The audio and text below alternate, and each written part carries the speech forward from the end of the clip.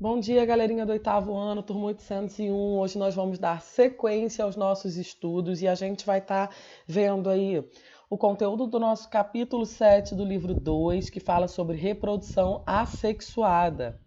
Isso mesmo, assexuada. A gente vai ver o que significa isso e nós vamos ver os principais tipos que a gente tem de reprodução assexuada e também vamos ver quais são os seres vivos que fazem esse tipo de reprodução. Olha só, gente, na reprodução assexuada, formam-se novos indivíduos a partir de só um progenitor. Ou seja, eu não preciso de dois indivíduos para gerar um novo indivíduo, tá? Um único indivíduo é capaz de gerar um outro indivíduo. Não há intervenção de células sexuais, nem há fusão de gametas, tá? Não existe fecundação. Eu não vou ter aqui, por exemplo, os espermatozoides, óvulos, sexo, nada disso, tá? E os descendentes são geneticamente idênticos entre si e ao progenitor, a não ser que aconteça uma mutação no meio do caminho. A reprodução assexuada, ela garante pouca variabilidade genética, ou seja, os indivíduos eles variam, quase nunca variam. Eles são idênticos entre si, a não ser que aconteça uma mutação. Aí eu vou ter aqui alguns processos mais comuns de reprodução assexuada. Eu vou ter aqui, ó, bipartição, que vão ser os que a gente vai ver hoje.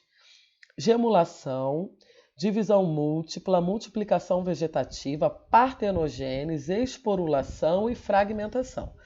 Vamos lá, então, nosso primeiro processo aqui de reprodução assexuada, que é conhecido como divisão binária, ou cisparidade, ou bipartição, tá? Eu prefiro chamar de divisão binária, mas vocês podem ver nos livros escrito como cisparidade ou como bipartição.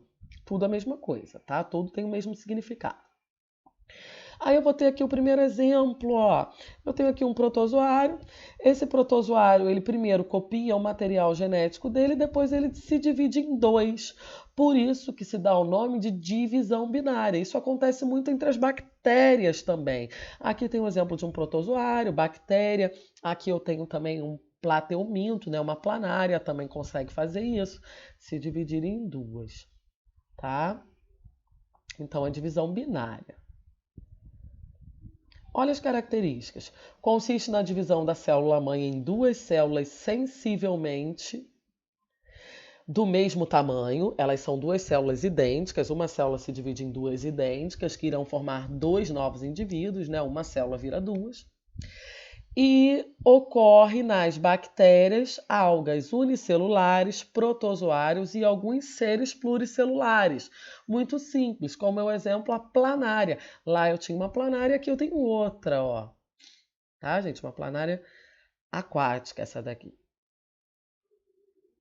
Processo de reprodução assexuada, gemulação ou geniparidade.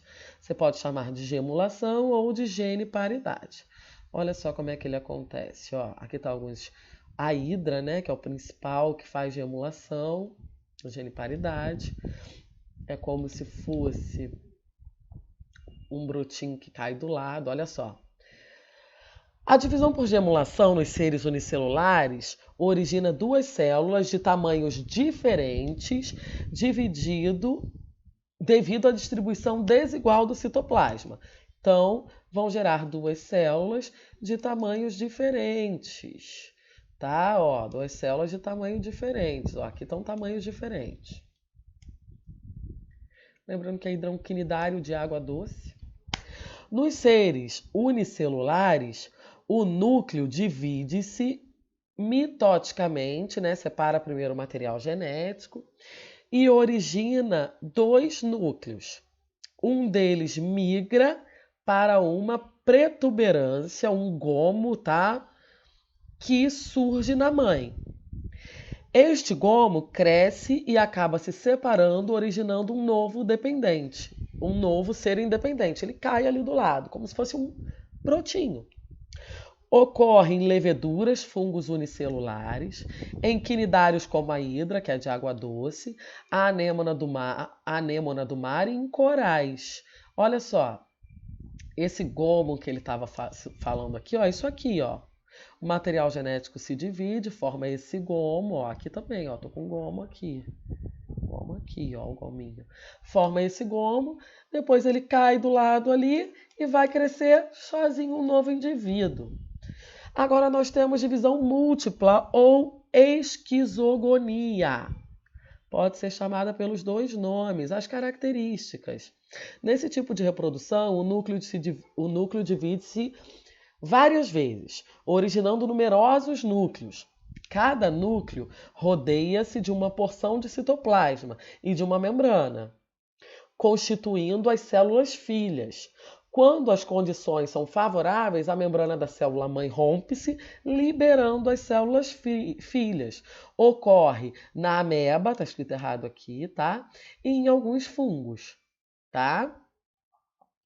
Processo de reprodução assexuada, conhecido agora como esporulação. Características: consiste na formação de células especializadas, os esporos, que originam novos seres. Ocorre nos fungos e nas algas. É como se fosse uma sementinha, mas não é uma semente, tá? É um esporo, porque uma semente ela tem a participação de dois indivíduos, né? De macho, de fêmea, de espermatozoide. Aqui simplesmente aparece esse esporo e esse esporo origina um novo ser vivo. Processo de reprodução assexuada conhecido como fragmentação. Características: é um processo de reprodução assexuado em que o indivíduo se parte em dois ou mais fragmentos com o posterior crescimento de cada um deles e, consequentemente, formando um novo indivíduo igual ao progenitor. Ocorre em cianobactérias, algas filamentosas e animais com pequenas diferenciações tecidular, que mantém elevada capacidade de regeneração, como a estrela do mar, os vermes marinhos. Aí aqui, deixa eu ver, o desenho não veio. Mas olha só, vamos aqui em cima que tem um desenho de uma estrela do mar aqui. Uma estrela do mar, por exemplo, que ela pode se reproduzir por fragmentação, se eu cortar um pedaço, uma perna aqui da estrela do mar, e ela levar um pedaço do disco central, que fica aqui no meio, ó, dessa estrela, essa perninha levar um pedaço do disco central, essa nova perna ela vai gerar uma nova estrela. E essa estrela que perdeu a perna vai crescer uma perna nova nela. Se eu cortar essa estrela em duas aqui assim, cada metade levar uma parte do disco central, que é nessa parte do disco central que a gente tem células tronco. Então, são células ainda indiferenciadas, células neutras.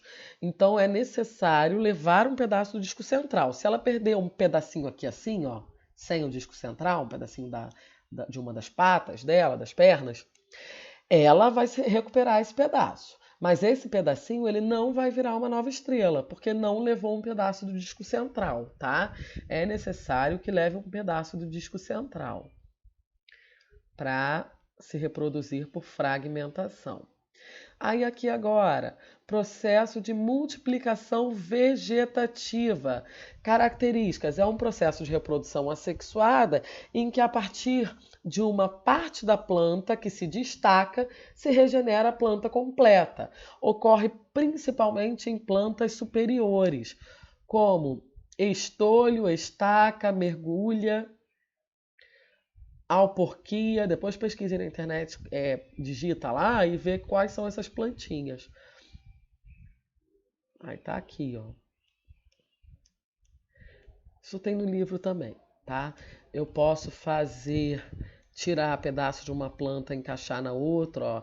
É chamado de enxertia por encosto, tá? Tem tudo isso no livro, vocês vejam aí, ó.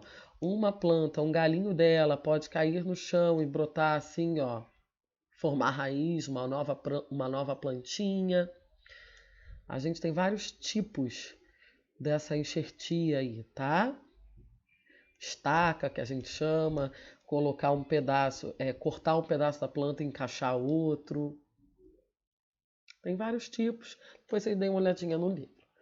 Processos de reprodução assexuada, partenogênese, esse é bem interessante. Desenvolvimento do óvulo sem fecundação. Então, ó, tem óvulo, mas não tem fecundação. Esse tipo de reprodução ocorre em alguns vermes, insetos como abelhas e pulgões, e em certas espécies de peixes, anfíbios e répteis. O dragão de Komodo é um animal capaz de reprodução por partenogênese. Foi descoberto isso em 2007. O que consiste a partenogênese, gente? Calma aí que eu vou analisar. Olha só a partenogênese.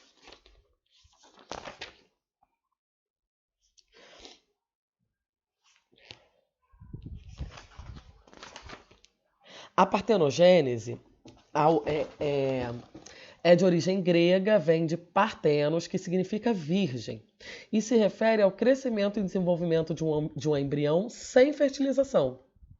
Isso quer dizer que nesse processo as fêmeas procriam sem serem fecundadas. Ou seja, os gametas femininos dividem-se sucessivamente até que se forme um novo indivíduo, sem que ocorra fusão com o gameta masculino. Então é simplesmente uma fêmea, ela produz um óvulo, né? Ela produz um óvulo e esse óvulo não precisa de macho, ele vai se dividindo dividindo e formando um novo indivíduo. Aí, ó, vou contar aqui para vocês sobre as abelhas. Na sociedade das abelhas, a partenogênese forma apenas zangões. Está na página 30 do livro, tá? As rainhas e as operárias resultam do desenvolvimento de óvulos fecundados. Então, rainhas e operárias, elas vêm de óvulos fecundados. Macho, fêmea, espermatozoide e óvulo. Por um tipo de reprodução sexuada, né? As abelhas rainhas são as únicas que carregam consigo os espermatozoides dos zangões desde o ato do acasalamento, também chamado de voo nupcial, podendo gerar indivíduos fecundados. Já as operárias são inférteis. Só as rainhas reproduzem ali sexuadamente. Essa diferenciação entre as fêmeas se dá por conta da sua alimentação durante a fase inicial, enquanto elas são larvas, tá? No esquema a seguir, observa-se a etapa do surgimento para chegar ao processo de partenogênese. Perceba que as fêmeas são geradas por reprodução sexuada. Macho, fêmea, tá? Gametas, que se dá pela junção do gameta feminino com o gameta masculino. Após a liberação dos gametas masculinos, restam no organismo da abelha rainha apenas os gametas femininos, que por partenogênese vão originar zangões. Aí tá aqui na página 30, ó. Apaguei o slide. Tá aqui na página 30, ó. Como é que acontece? Então, ó, essa abelha rainha, ela vai ter os óvulos dela, né? Vai ter os óvulos que ela já tem, com os espermatozoides aí dos zangões. Ela, com esses óvulos, com os espermatozoides, né, dos zangões, ela vai formar operárias e outras abelhas rainhas, por reprodução sexuada. E os óvulos que sobram nela, que não são fecundados, por partenogênese, né, eles se dividem sozinhos e formam novos indivíduos. Vão formar somente zangões. Tá? É bem interessante aí a reprodução das abelhas. Aqui na página 28, vocês podem ver os tipos de reprodução aí que eu falei das plantas, ó. Tem vários tipos que estava passando aí, ó. Eu tenho estaquia, que é tipo plantar um galinho, né? Eu tenho mergulhia, que é esse processo aqui, ó. Mergulhia esse processo aqui, que eu falei, cai um galho no solo e ele acaba brotando, vira raiz. Calma aí. Cadê? Esse, ó. Mergulhia. Eu tenho alporquia, que é esse aqui, ó. Que é tipo um enxerto, tá, gente? Tipo enxerta outra planta uma na outra. E eu tenho também enxertia, que é esse aqui de baixo, ó. É como se eu plantasse uma planta dentro da planta, tá? Boto uma dentro da outra. E eu também tenho essezinho aqui. Tenho o exemplo que estava aqui, ó, dos brotinhos da batata, tá? Outro exemplo de propagação vegetativa pode ser observado na batata inglesa, que é uma planta com caule subterrâneo. É um tubérculo, né? Se mantido acima do solo, os nós do caule, pequenos pontos da casca, darão origem a novas folhas e ramos, ou seja, uma nova planta. E eu também tenho o estolho, que estava lá em cima.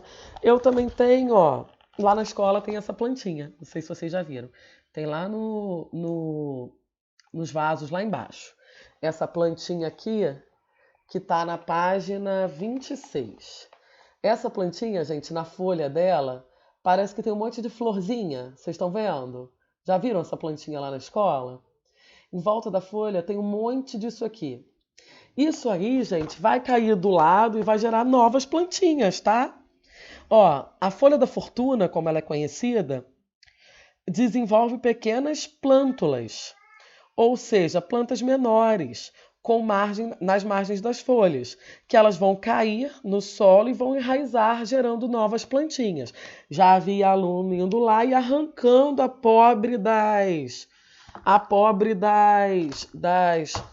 dos brotinhos dela. Não façam isso, gente. Aquilo ali vão virar novas plantinhas, tá? Então, por hoje é só. Falamos aí nossos tipos de reprodução. Façam os exercícios do livro, vamos treinar, tá? Não vamos deixar de estudar, não vamos perder tempo. E vocês estão em casa, eu sei que bate uma preguicinha, mas dá para fazer. Tira um horáriozinho, vai lá, toma coragem, faz atividades, tá? Faz tudinho, fica craque aí, fica expert. E na próxima aula a gente vai ver reprodução sexual, tá? Fiquem com Deus, um grande beijo. Tô sentindo muita saudade de vocês e não vejo a hora da gente se ver diariamente, presencialmente. Beijo.